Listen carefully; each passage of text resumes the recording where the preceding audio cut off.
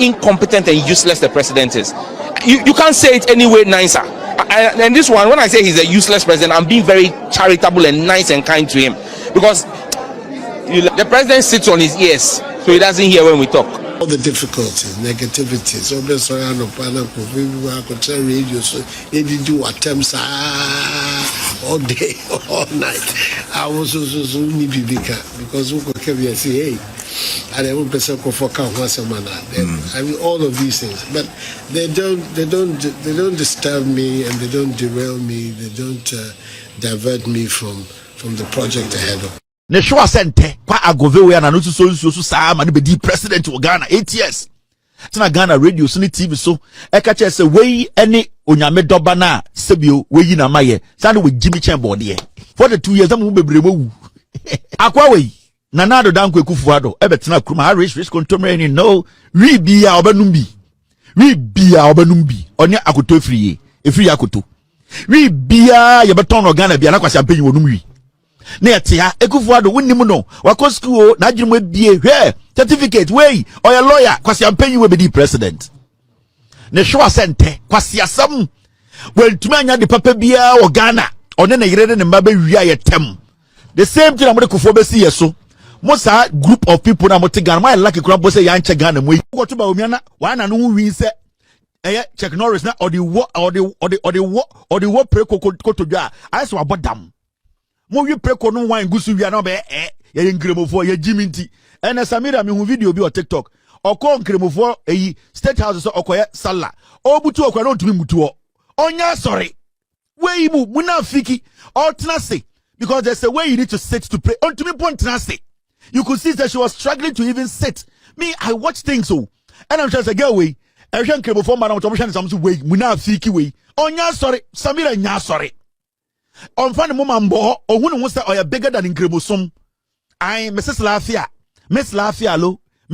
lo osra no nenam na waje bag no di twankofo ani so Miss Alafia lo onya sorry wo fie o ende okobutu o ohun sidie mpo ontena se nkremoni papa oya asori otena se na otena se na o sen start ba Samira ba omi antumi ntena se se ne draws atio avena o chachia no me se wey oni ni kru wi preko obobo wan guso MPP fo ejimi sa na mo ka na ofie omo wi preko yi omo sim obekora toothpick omo mi enu target preko ba omi preko ha no pe preko ha ne ha preko ha ope bebia emre no bebia emre no eho no ode wo na wate akire sa ai oyi oso lie akwa we wi preko de nam Ghana ye kana bubu ofu enti ade ha ye se ba omi wi preko nti ye didi ba omi atam ye se akwachi abrantie bi NDC organizer wo Aguna East Sesen se wakudidi Dr. Baomi Atem. Dr. Baomi Asi en kanchira ban ni police force osere mo a on small. On can say munchi obi ewoni din. He's not interested in the case. Abrantie no kra no say am pass we didi natem a wo de ache no. Omanya ye wumi ye will be a friend of freedom of speech. Enye ne ene ye started di Dr. Baomi Atem ewo omanyi. Time I know your vice president. Mudi dinatem or granny say or call for president dinatem style be a binyo no pe ye dinatem de ne yeri atem yo no nko aso ne panyi a ye dinatem wo man mu ye democracy sin ye si ye no sa na tie enti enti ina ye yi bribi a ye fe no criminal libel law free ho obi di watem ne wani nye ho a wo de ne civil court wo sue no court in a civil case. Say Jacob ne dimi amatem asem o kan nyampa manim nye ho ne ya bone ka yemfa ne ntu enti we aba muso a esu we akaka we TikTok ne yakokire no ne yakaka we Dr. Baomi say he's not interested.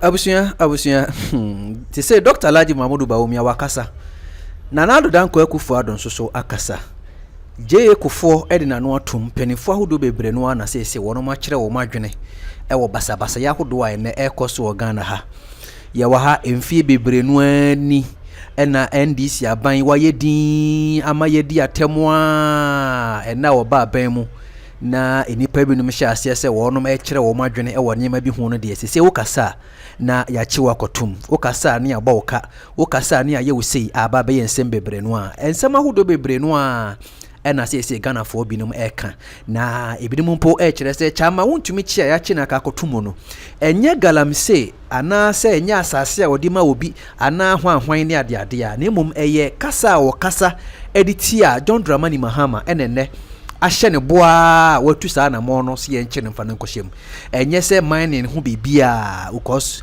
enkrata ne kɔɔkɔɔto no bibia ne hɔ no ma na edi adanse sɛ chama wontumi ɔyɛ galamsey nanso so ne nsɛm bia wɔka yɛ ɛma NDC for wi abogu so sɛ ɔmo ba ban mu akia ne ke ɔmo anyɛ hwe koraa ɔmo anyɛ project bia wɔ Ghana koraa na nyɛ sɛ ɛbɛkye no ampa ɛnɛ abamu na ɛno ne ababɛda dwa sɛ wohwɛ MPP fo a yɛakyekyɛ wɔ mu sesi apa NDC fo a no wɔn akasa ti aban a mpokura no kɔɔto ɛto ne nsa de frɛ wɔn nyinaa na MPP NDC ba yɛ wagya wɔn nyinaa ɛna ababɛya rɛko sɛm wɔ ebinom ɛka bie na deɛ na ama me kasa wɔ nyinaa ne sɛ ɛndɔ ɛkɔda sɔde yɛ a wɔn kyerɛ sɛ NDC ne abranteɛ bi nso so yɛakye no yɛakye ne sɛ waka akɔ kasa atia Dr. Alhaji Mahmoud Bawumia hɔ na Bawumia ɛde krata ba montino sɛ hey mesrɛ mo mensoma wo bia na abranteɛ na yɛsɛ wakasa atia me no kora no mente sɛ wakasa na yɛpɛ wɔ mu makasa atia me wɔ NDC mu a ɛnya abrante we mpo na ɛsɛ yɛkye no ɛna munia mo ankasa munim nsamɔne a mudie wɔ Ghana ha munim sɛ amanfoɔ bɛka sɛ mo atwa NDC fo agya na mo kyekye MPP fo nti ɛna mo ahyɛ daa akɔkye baako afam sɛ da bia bɛka sɛ oh ade no kora sɛ nyɛ MPP fo nko ana yɛkye wɔ mo sɛ NDC fo nso ka ho ɛyɛ camouflage adwuma na mo yɛ camouflage adwuma pa ɛna mo yɛ mfa so bia ne so ntimi ba omia de me sɛ mo se mema tanie nti ɛna mo akye ne de a mesrɛ mo ada ɛne me de akye no inti media channel de munya no manenko na Ghana fo nyina hu sensamone asese mu die enie a amamuo no ankasa na mu hu so no de mo nhwɛ emmo mo adwene enkoso ne mu akyekyekye ene TikTok fo ene ye kye wo mu aban eni se nko sai adagye wo saa de ne ho kura si abaka ya bra na his excellency na Nana Akufo-Addo etiase ana se otiase se o mampani no oni asuafo bi ko hia mo busa na se nana na adenti na wonko a de Ghana ye di watem unka hwe adentira nana ka sembi ebesi nne aye history eda ho kyerɛ se ono Nana Addo no so ye mampani na odi nipa so ene nipa na odi wo mo so no so no mo adwenkyerɛ enti se tuba bi na se na chiachia na so mo trene no a ono no mfa ne se etese wo kɔkye obi tum enipa na de wo hu ena wo ka enti munya no enti ye wo free SHS fo mu di Nana Addo atem ye wo adwamufo mu di Nana Addo atem ye wo mu Nana Addo de wo man sika hwe wo mu di na atem a papa wa mo wada Nana Addo papa mpo ni honi kura ye kokolikore ni tire ho Nana Addo statue keke ye kobutugu kyese mfaso bi ni papa yi so abeya reho sempa e wo Ghana ha wo de enkonkotie nkomo no a odi kire nkola ne bra omubusa ne se adentina ono de oye din e bra manfo e twabo no yenko ne nkohwe kakra. Please, how do you keep calm when people criticize your actions? What? How do you keep calm when people criticize your actions? How do I keep calm when they criticize my actions? First of all, I think that's a system of government that I've always wanted for this country. A country whereby presidents, people in authority, ministers, presidents, whoever you are, can be criticized. There was a time in Ghana when it wasn't like that, when one man spoke and that was that. I've never liked that sort of situation because I don't believe that you have a situation whereby one man knows everything.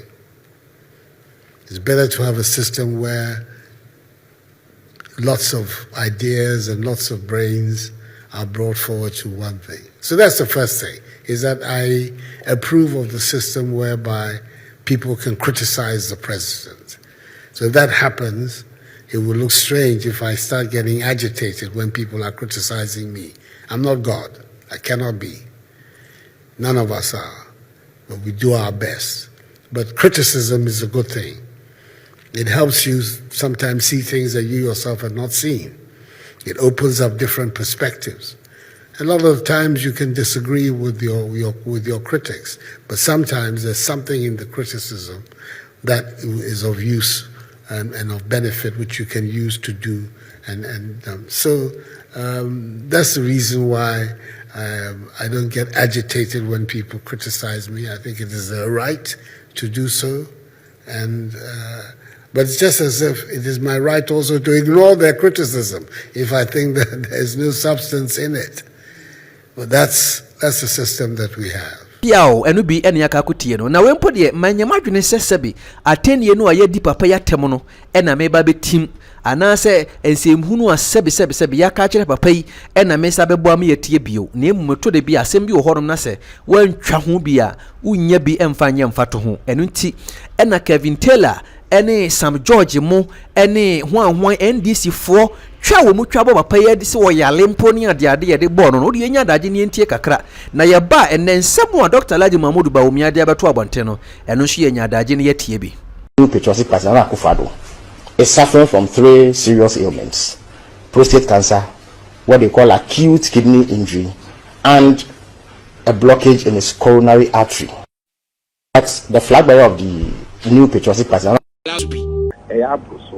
And you say me debate mu akutene pa and you say same way a basa na o say me can pepper because ya anya ni sa unse kwa na mafo ya ye ne ye keti Akufo-Addo ni se de ya bruce ya nhwe ya that MPP ba ye no mbeti o because say o say obeti say MPP fu bebre o say he o ba o pe bill and ye say ukoyi Jesus ba bail condition no for Jesus bra ebi nso say Jesus ukoyi Lucifer ene ne ekeka nti sansem me enken di agro because see the year na ama MPP ye de ni anhwe ya dachi omoba ebe ya asemama ya ka ebu aban we ne ne ekeka nti yenhwe na ne enye no ne akatra aban se enye because we cannot endanger our credibility so no kure wo mu no sisa abronye di na ya aproso no kure wo mu ni say Baba Amando Abubakar Yakubu Sunyan constituency MPP ono so china ya ti ne free Sunyan de ne Accra long distance and also na proso okay small girl na okay say ni banka President JM onka baby no and say ya busu ni bebre na ya proso yan kanu kwende ta ho e wose yeka yes me toma JM me toma na me da ho support ne bench rete bibia JM aban be no pepepe ana papa ebi wo ho na nya ono kra de bia oka o se uhu ne anya aka eno na hari na edrusu aka no nti ekere ye bo security agencies no kokko say dey bi omunya abotre adabraka because omunya mane bro so we are all in danger that MPP ba yibinya asem yes wadawrumo na fiki mutum banzani mon kanu kurenkremofobia no amowi preku wona wo yere obekọ na toothpick kutomo ofie na omo de wo preku ma ayeso omo pick cheese obekọ na Samira ti ha na Bawumia ti ha na omo chi preku pa omo chi na omo de toothpick wom ogoto Bawumia na wa na no wi se Chuck Norris na odi wo preku kotodwa ayeso abodam mo wi preku no wan gusu wi na be ye ngremofo ye jiminti ena Samira mi hu video bi o TikTok oko nkremofo eyi State House so okoye sala obutu okwa na otumi mutuo onya sorry wey mu munafiki altnase because there's a way you need to sit to pray ontumi pontnase you could see that she was struggling to even sit me I watch things so and I'm just a girl way ehwe nkremofo ma na otoboshan some way munafiki way onya sorry Samira nya sorry onfane mo mambo ohunu ho say oya bigger than nkremosom I Mrs. Lafia lo osra no nenam no age bag no di twankofu ani so Miss Alafia lo onya sorry wo fie o ende okobutu o ohun sidie mpo ontena se inkremoni papa oya asori otena se no atena se na o sen start ba Samira Bawumia ntumi ntena se se ne draws atio avena o chiachia no me se wey oni ni kru wi preko obobo wan guso MPP fo ejimi sa na mo ka na ofie omo wi preko yi omo sim obeko na toothpick omo mi no target preko Bawumia preko ha no pe preko ha ne ha preko ha ope bebia emre no eho no ode wo na wate akire sa ai oyo so lie akwa wi preko de nam Ghana ye kana bubu ofu enti ade ha ye se Bawumia wi preko nti ye didi Bawumia tam entwi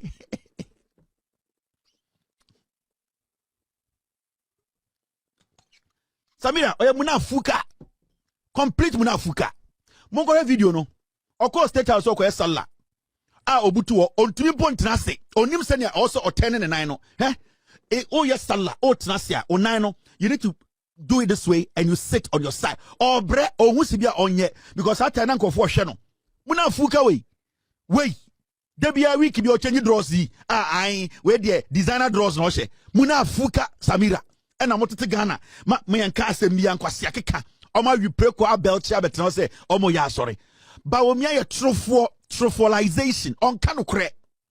He should come out from his hole. When we are election, them double. Come out and speak.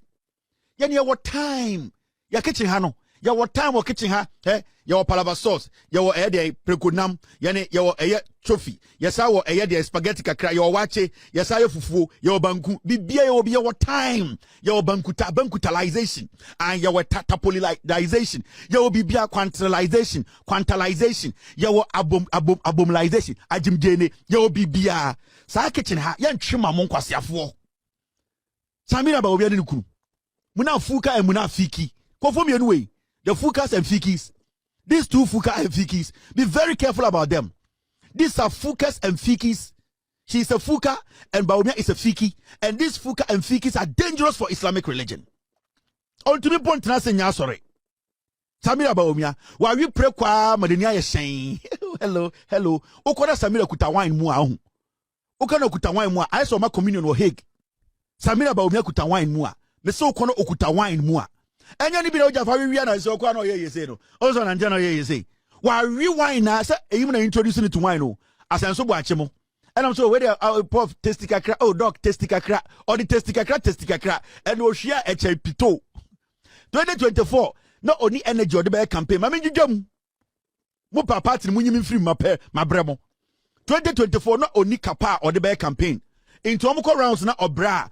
So doc o the testika kra e ma eboa o osi obi ani ha no ase ye dia nyono kakra oso akoso testy last year man atreba ko ade che so o testy ba ko o de ko so mame he na testy kakra and okuno mkuta wine glass ma I so mo sha wine wo Bolivia ba o mi ahwena no wi I so wine farm wo Bolivia onum wine say ko eni ti bo videos me betuma cha ba o mi eya nkofu edi nanado atem papa enti nanado ebra woni national chief council for on national Christian council any woni omu to aban for elders who ehia na obusa omo se ensem bi wo ho no mo a ye ka gu me so enti mu mpanifo am wo Ghana ha enti mu hunu ya na NDC ne wa ban mu a nka mo be frɛ aka sɛ de mo ye kyerɛ aban ne enye de mo ye kyerɛ Mahama no enye enso mimi yo mampani nti mo ate sɛ nkwala kasa gu me so didi matem ne ade ade mo mma bonten me bɔ wa mo mfa akrata ma bonten be condemn nti me na nado ne se fatam ya na yenkoni nkoti na nado ebra woni National Peace Council for and National Christian Council for shia ya osre wo mo se adenti na ono de ye jai nkwala ma ye di natem. Who would comment on that? The comment made by my opponent, Achim Sakawa people. I've not heard any public figure in this country, independent, yourselves or anybody, comment on it. It's completely unacceptable. If I was to get up to make a comment about Northerners or Gunchas, you can imagine the uproar there would be in the country. Presidential candidate, a former president of Ghana, you can call a group of Ghanaians Sakawa people, and it involves the group for which the sitting president comes, and that comment goes without, that statement goes without comment. And at the same time, we hear these statements. Let's all try and bring the politics of insults to an end, etc., etc. Occasions are given where specific comments can be made. Nothing happens, and then it's lost. It's lost in the generalities. We need to focus on this matter in an even-handed way. I get the impression that because of the unfortunate, in some ways, authoritarian origins of our state in its area, where it was considered dangerous to criticize government, the pendulum has now swung the other way, where government is the only group you can criticize. If you criticize government, no matter what you say, is legitimate. If government was to respond, that's somehow illegitimate. Media freedom is interpreted as meaning the freedom to criticize others, but you can't criticize the press. If, for instance, they step out of bounds or they conduct themselves in an irresponsible manner. So all of this, I'm trying to say that there's a package that we all have to look at dispassionately and act on issues when they occur. I'm very, very disturbed by this remark that the former President Mahama made about Achin people as Sakawa people. And I've up till today, I have not heard any senior citizen of this country, lay, religious, civil society organization, public think tank, reprimand him for that statement. What can be the basis of such a... Yo, and she said the moti and His Excellency Dr. Ladi Mahmoud Baumia de letter about Bontin, about the Casa Sadi and the one source or socra. Once also a yen time, for say, Martin Ahoma 10 year be a coach you barberman in a yama papa ye. And ya fee and a mobile shedda catacatamoni at the said the mobile there be more beyond common. Udi baby dinner temadun, ye dibia a ye. Nanona Ellen Amade ku ya or ye Casamafo, a MPP amonocum and Okopia mo UTV. Yeko busa na saa de we hu asem ne basa ye bi ekoso my Ghana mu na said we sika sa ende me pese obagibre na wonso wati Ellen Amadaku na interview ene okọ UTV na omu bisa no nsansem se mu ye ekoso yi ho ne anu yi nso ode ma wo mo message free your flag bearer letter okay or Troy enra nyimre release ye me sure say eno mo wa ha ye si akwachi abrantie bi NDC organizer wo Aguna East to Sesen se wakudidi Dr. Baumi atem. Dr. Baumi asi en kanchira ban ni police force osra mo a on small.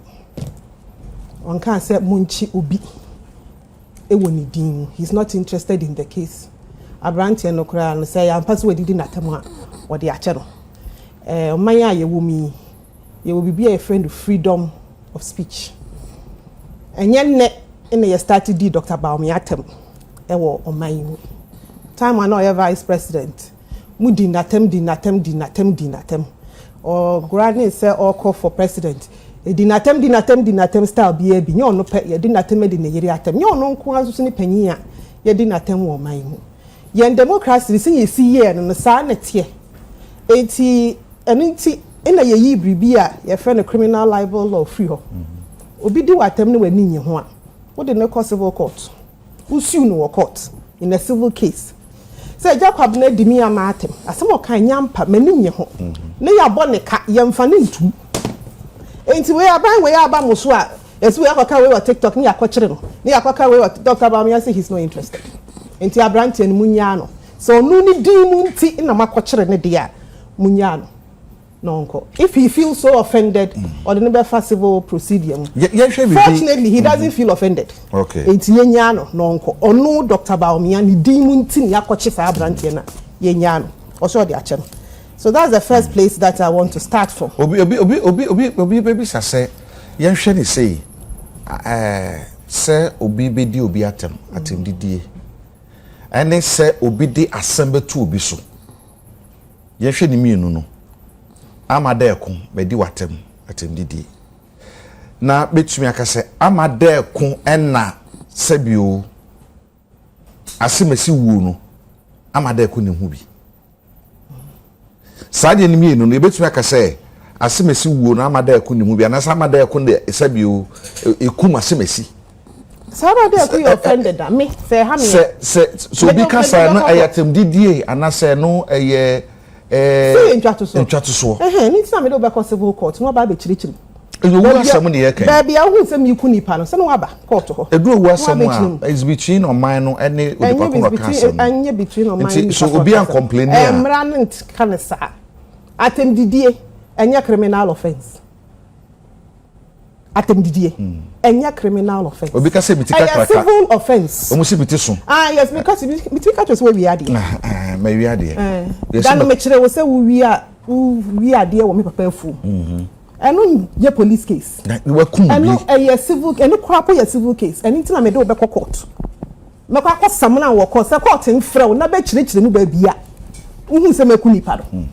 Na ukona court hwe na ya twato so ani ya ma damages. And I read say madam ye free be damages. Yetimi twa obi damages this okoton ne ho niema e de be settle damages no. Sa na ye mra ho ne te. Eti se me na me baby ana wo na wo baby no akoka me ho asem se wadi matem. Eno nye police case. Police case ye criminal case. Obi so Dr. Baumia say, me Dr. Baumia say me hu na me gina. Me nya lawyer ni. Dr. Baumia say onu na ye di natem. Se mo say ya ampa dia, onu na ye di natem. Wo say ye. No obi ante. Obi anya no. Obi say ye ka say ye microphobia ye chi wo nansan. Ye can say TikTok phobia teach wo nansan sense o ma threaten mampanini na hukani ne na busuane nyamane ba ti achi wo no. Dr. Baumia ye we say na ba microphobia adwin so ebia aye politics inti na oye ne sa because be vice president e di natemwa wan fiobia enti nyen na wo opposition no be fiobi enti say wo susu say politics so say wo susu say politics so ono na see ye di natem or see he's not interested. No betu aka so interested in tia nyama nka ayo ma say nyono no koye complain no obi anye complain nti say police for so much na mra na make say police for cry ni right so mechi ni pa no I didn't tell as I said Dr. Baumia no anani assign ne lawyer ni ana obi a wa hye no say kokoye complain say mesi adi matam e na so onye interested It's police for arrest no it was based on atemdidie na anase the threat this obusa police for because you see you threaten obi and I say you can say obi about murder cases in na for na ewudie into ewudie no is the between again say bia onipa na wedi bonus between the accused person and the state police for no ma mechirichiri say omo chira mo omo nko ba bia say omo mechirichiri mu ni enti a obi atena TikTok so edi Dr. Baumia atem na Dr. Baumia na ye complain nchire ho no mo akwachi nipa ne se ma mo fa ni din enchi obia say ne amadi na atem a mfie bebiribe no problem anya ndisi for say abranche so ye ndisi when the first time ndisi for edi Dr. Baumia atem enti ade say we dey mo kwachire no doctor say ye he's not interested and you should din boy na ye biribi foforo abranche no ye biribi foforo na mra pese oni ni dia eno dia oni mra asem ba say ye kobodin edi Dr. Baumia din atoso say onu nti ana atembidi a wakodi di nti ena ya kire no doc say eye na ni nye ho munya no nko ni fie anope one of the newspapers I think said the spider at the munipa ba kon Moses Abo. Yes, I'm sorry. Now, regional, former regional youth organizer, greater Accra. I'm sorry, aspiring organizer. Now, as or say, or can say be, or say, I want to plead with our TikTokers. The politics of insults and personal attacks must stop. It will not bring any benefit to us. You cannot target a president or a first lady and insult them personally. I condemn such acts, he stated. Now, or can say we share or say insulting Mahama or lose 2028 election. Let's just say, or say it will not add anything to the party. About the party credibility. Me perceive be sure no.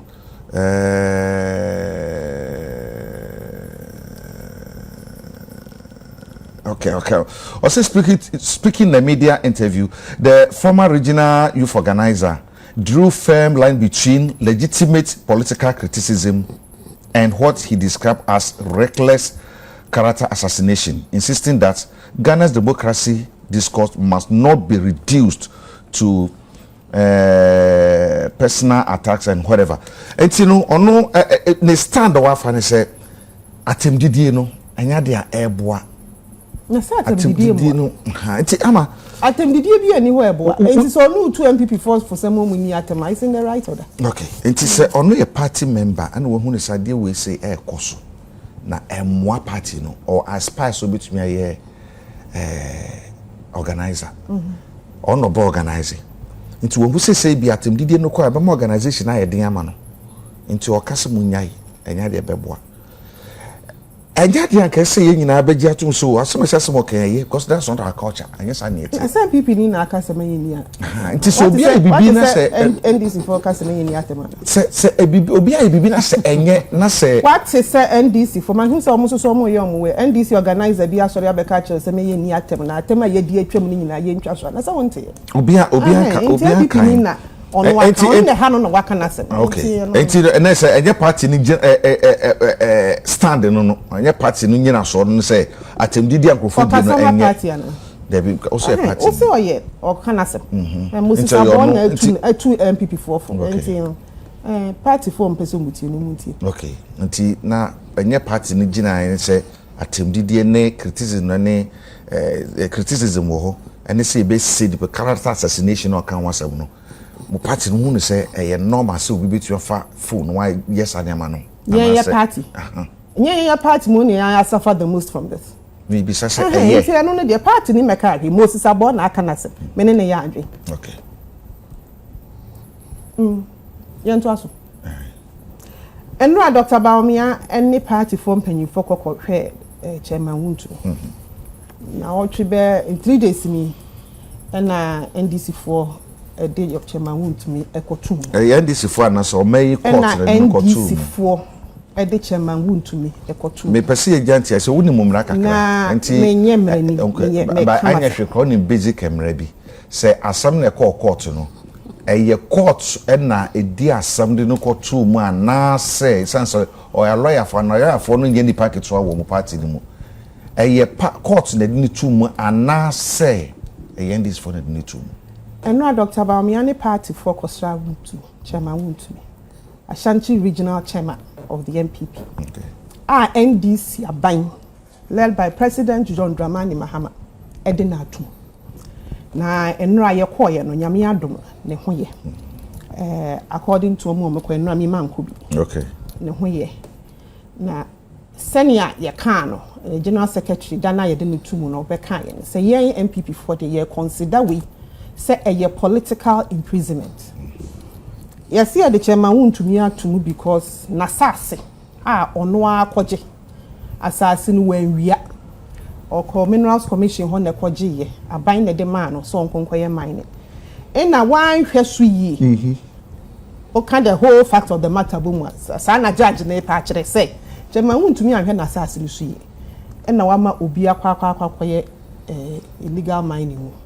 And wunti chairman wuntu me enkodam 20 years yate mremuni ye obi be a appeals court MPP for say of course ye be kwa appeal but ye kwa appeal no ye nyai chairman so ye nyai ni musa se ye nyina ye kɔ na ye kɔ support no na ye hwese ne ho city enti nrai no na Dr. Baumia ni mpanyin for ye no eno ye the first of many kopim say be kana sem na wie na ye be hu ni puma sibre through the appeals court no party because akwa structure man ye because akwa check up on him eno na nra Dr. Baumia ekoye okokoye ye no tina wo kan ho asema basically that is jama ho ye okay almost le ho ye obi komo ye die mu na no se ye ka se ayaban ne tu ma me ka man pedi na nado ene I think CNN and BBC ekodi nkomo e ma sa arrest musem ye bi bai say oye political arrest in asifo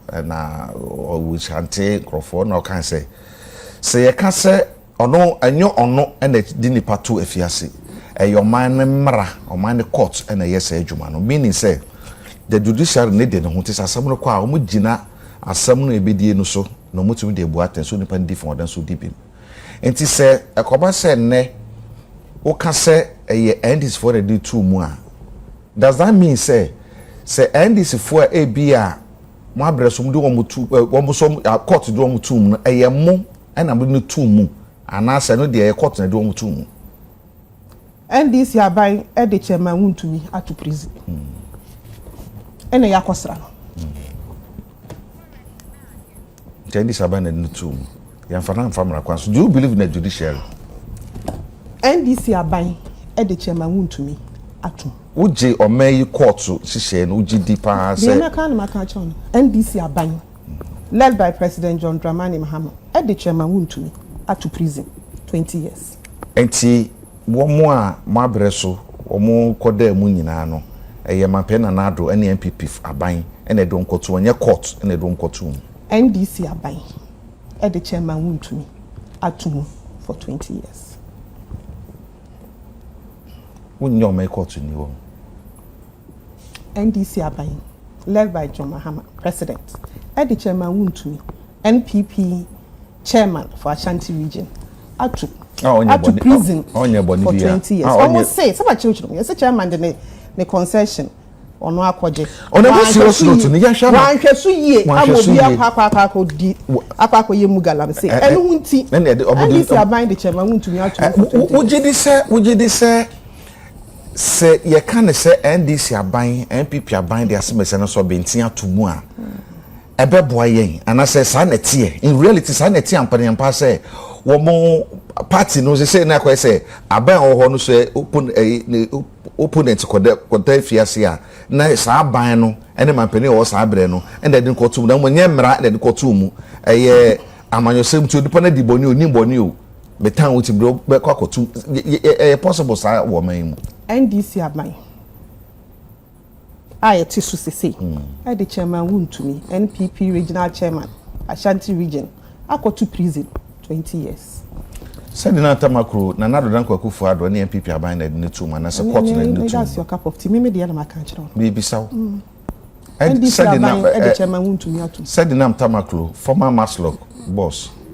Ono na nado dan kwakufu ado na MPP aban na de tu na se o mayi mra na de tu. Aban the chairman wuntumi atu 20 years. You be proof for kan yankai. Yes sir. Ni maka na maka. Na mo na mo de wuntumi akoto musa no. Eja. John Dramani Mahama will not jail any innocent person in this country. But can he jail Obi Awaye Bonibi? Can he in his capacity as a president? He's not even a judge. You understand? He's not a judge, he's not attorney general, he's not a lawyer. The last time I checked, he is the president of the Republic of Ghana. And the good people of Ghana, emani mandates, say ombedi omwenim as the leader of the country. And he is mandated, say, adia ya boni biano, ono His Excellency Kwame Dramani Mahama will not shield Nema Omudi Bone like we saw in previous years. What he has here. So the right thing must be done. The ordinary Ghanaian has been taken for granted for so long. And leadership must set in and reset the minds of people and then the minds of other political parties. Sebi, Omum Pese, they will adhere to Emrane Wokromuhano. Chamawu to me, should start here. It started even under their leadership. Me Kasano, I mentioned summer test. There are some companies. Summer boy Kronan Kasati Memuni Fuono Muwa Summer boy Kasano has made it clear. So for the first time in the history of the town Nankasakra, is your Toikra flood here because of Galamsey. So what are we discussing here? There are evidences to all those things. There are videos. You understand? So what are we saying here? Say NDC Abainachi. Okay, if NDC Abainachi there, then the likes of Victor Salome, the likes of your friend is saying Abodaki and all those things. Could we also boldly say NPP Abainachi Omutum? Should we also say that? You see, when it comes to political communication, we shouldn't go on this tangent. Let's debate the issue on the table. What is here? Not Ghana ni NC ayedini paniko tu mwase. The same way, say NPP eba power some 42 years to come. I will maintain again some 42 years to come. No muho say NDC appointee bi. Efu emrana na wetia mrana. They can equally investigate the person and go and put the person in. Because wafunga na mra, enye John Dramani Mahama mra, enye NDC mra. Moreover, emra we krona ediche mauntu midiko tu mono. I have said again and again, say it is the former president of the NPP who came to amend it. Nenu ne niche mauntu mienya. So there is nothing like political prisoner here. The law is dealing with Chemawuntumi. And don't forget, say, their former Chief Justice, Justice Tokuno, made us understood clearly, say, the law is the law. So we need to enforce it where it's supposed to be enforced for the betterment and development of the country. What is here? So the notion that NDC are buying President John Dramani Mahama, he has no time for this. He is focused. Me do can say, and we've discussed here that only African countries are tenacity. Send you by your mobile 2 years wasi e wo kromu ha. Ya ya but sometimes say bia commentaries how do bia bia mo ma mo krofo ni bi ma na say mo party no fo ni bi e ma no ebe ma se ko ba say bia obi ye body bi na say bia yesusu so di pa na e body na say ekowia say wa e body apana di ne ya etwe na so a obeka say mo kan ye ni nti e na mana kokoba sa comments benza me bisa I have not heard any comments that says yeah na ya can say yeah be say no, but because evidences are there on documents, on radio, on recordings. We've listened to a lot of them. Menu Kasakra, I made mention say the former president on the time Krama Obi Krabejina ho galam saying same year when the summer tax issue came in second year di Chamahun to make court no. Obi Krabejina ho kase party here sika. On recordings, the videos are there. Your producers can do us that favor and play it for us. Party here sika when we were discussing galamsey issues when they took some Chamahun to me to court. Me no can say today that Omar koye pre-bargain into on Tano and Nimri Forest yesterday. So the cases are not one, they are not two, they are not three.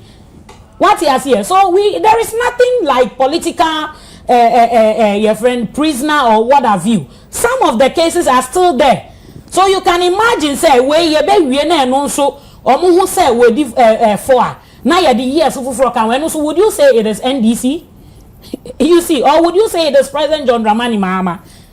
The law is the law, simple. Ama ochina yakopon ya adomo a ochina right ochina na media budget review no eba anya nemu. Is it today? No, tomorrow. Or China? Oh, sir. Let me just say no. Let me say. Check it in Let me say. Check it. And William Fanche. Now, finance minister say, let me share so the second if I can't na say can newspaper no po we.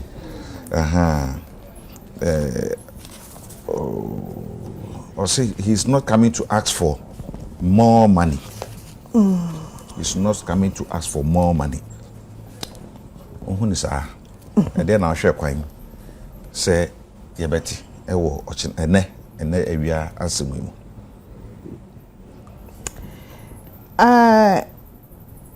Also, Mamma Jessica. Or say, yeah, he's not coming to ask for more money. Oh, okay. Inti then or Baba catching, and I am training inti.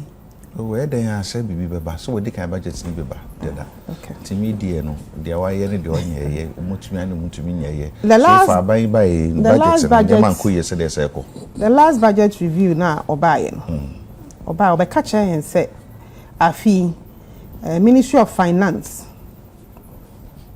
afi na last year so a usual obekan a catch on ya oba be ye ne esi. Also, we release 1.6 billion cedis for agric. Yawaha, and our Greek minister, the catcher, and say authorization of was for 910 million Ghana cedis. Minister, finance minister, budget, or say last year, that is 2025. No more babe ma and they have allocated Sika de ma agric 1.6 billion Ghana cedis. Ministry of Agric and so catch and say authorization munyaye was 910 million Ghana cedis. Afa authorization is different from Sika kasankasa ye dekoye. Sika na mo so munyaye ni was 453 million Ghana cedis. Sa 453 emubi na yedi mu 247 kwa yen kokon ketenkete ya minister na be ka kire yen say san kokon ketenkete no so omo awe NDC for dia ye mpusuo edi bia ye live soup edi bia ye chicken pepper soup awe enti minister ebe ka kire yen say o ma meji sika foforo a ye pese Ubisa me said then I me expected. Me expected the current state of Niema now or catcher and so be yen. Nkukon kitten edi kan. And now one kind of promises in from the banyan nkukon kitten pen on council. No castle my ponchin kitten. I am prekon kitten. Oh yes. And Yamiadum or more promise no more ye Mahama kwaye no ye no miamikum region. Nkransa Blue East. And obey us our promise until me kai pass and me said that feature mushroom 8 year. President Mahama nkokon kitten and ponchin kitten and prekon kitten and no musombe. Mponchin maye, mpreko maye, nkokɔ de no nso so a mo ye no nso so mo di 247 million akotwa taste. Because minister catch and say nkokɔ na amawe ne kora yes amawe if you say no kyerɛ mo sɛ nya esiwe efie nkokɔ ebema mo nimu atoso enti say na aban ne running ne flagship programs a ye nyina yɛ te ha yɛ hwɛ enti minister be catch and say on say anyi sika bi minister asem a ka ne yɛ ento yaso mo 24-hour economy ene yetimi o ye fiase ye ne wo he and also one kuntabu he but ye near 24-hour economy so yesi sika twitwiri di amode ama secretariat no e den pa no mudi sika ne ye and also see a question say minister ema yehu sika be enuma bebereba 24-hour economy promise no ye 133 adwuma baako 3 shifts nipa miensa me pa cho ye fiase sika na amode akoma omo no eno so akosi he cocoa farmers mo na mo ko hye omobo say ye rana na do danko akufuado etirimu edin say cocoa no obema omo 6000 no omo 3000 ye wo mayimu ena omo 3000 na kura mo tete ba akire say nya kukuduro cocoa fo no ko ka kire omo say papa ye cocoa farmers mo ba ye ho e be ka kire ye say 2500 no eye better eye 3500 na ye omoje no ye te ho besimme afei na matisi ye se marili cocoa boy anya sika ama cocoa fo no so mu nyina ansa aka eno so ya another matter for last year cocoa na moto ye gu ho no enti minister o se wo mebusa sika biom no dada na wubusa ye no se minister be che wan ne nsa aka ne revenues ye ka revenues sika eba ye futuo mu ne etisen ne nsaka sika ni nyina na ne nsaka ni nyina ahin no so ode be ma we no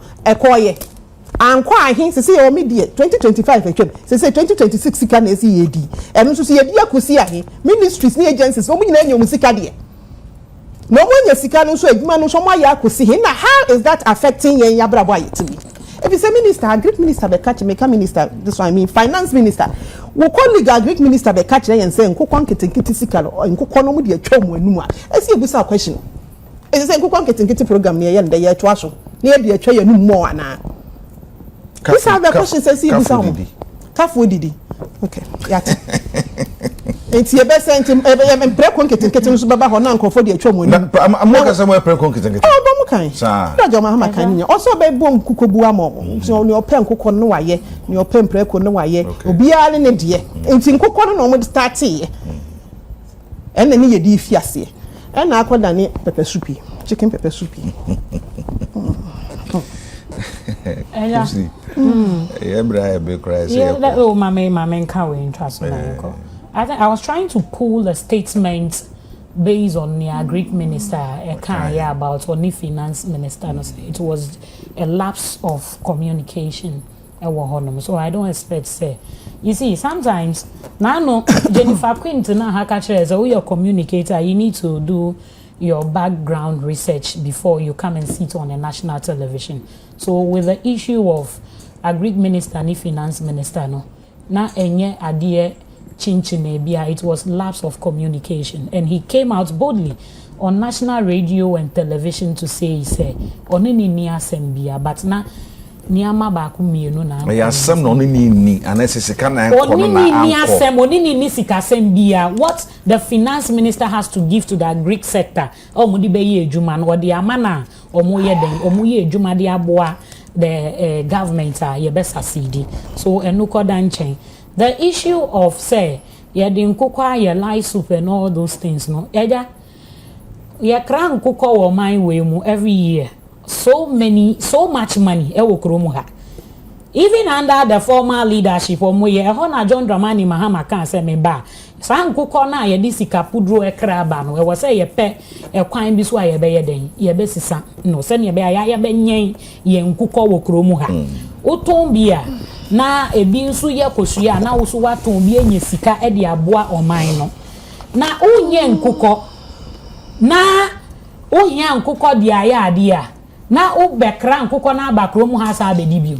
So what if nipa na onye nkuko no waton di ama nkrofo e na omwedi na wenye sika e de egu ni bottom as the president mentioned no. And it doesn't mean say obi nye nkuko na obi edi nkuko e de aya license. You see sometimes let's be straightforward. Na sasa no yes Greek minister me frankly speaking. You see me said dante there but matise omo kapa say a Greek minister ka say enye senior kan ye no enye no parliament. Okay, parliament. You see parliament senior kan ye no enye no mo ka. And you see this politics of gymnastics of politics, it's an hour. Then we want to say something to disgrace the government or the minister. And we should stop it.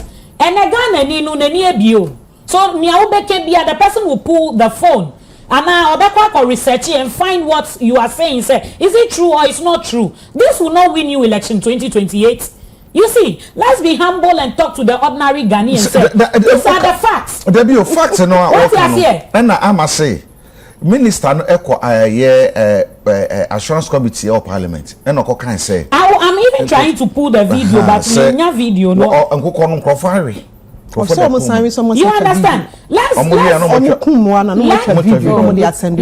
be emphatic on some Dominic Nitu at that time Dominic Nitu na ebusa no sa question no say minister say ma wo kan also videos ni on my phone so omokumwa na we are not the first say enso nya hwe omo dey pom anu they are developing a taste for Ghanaian nkoko and a taste for local farm say o kan say obi edidi wo na edwuma hu e na nkoko ya ye benye omo yi enye de bia na akoko benya na ho odinsa though there are veterinary officers in the system omo e hwe nkoko we enti me hwe say ebi ebeye yi na meto atwene de na me ankasa me de aye aduane edia enye mfaso no no cheso ogbochi na de enye mfaso no so why do we sit here and discuss this say me nye nkukọ na machi biare so challenge this one the enye issue is my issue but again you can na so dia no say we are way too here the finance minister is coming to address us with the media budget we should be expecting say he will not come and give us sloganeering budget.